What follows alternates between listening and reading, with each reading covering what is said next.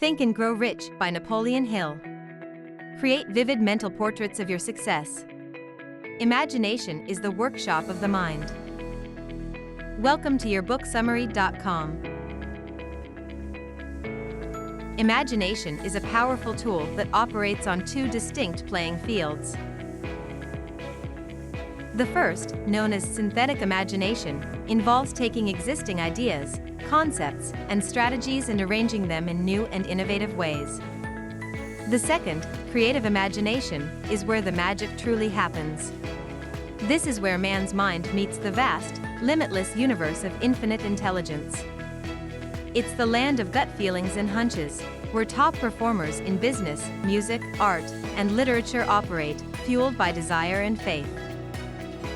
If you want to tap into the power of creative imagination, start by treating your imagination like a muscle.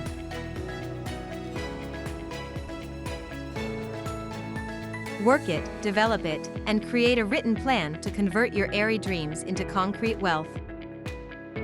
But don't stop there. Constantly review your plan and repeat the process. With dedication and persistence, you can unlock the true potential of your imagination and achieve your wildest dreams. Have you ever heard of the legend of the enchanted kettle? It's an inspiring tale about the power of imagination in achieving financial success. The story goes that a country doctor was in a small town and discussed the merits of his plain kettle with a young sales clerk.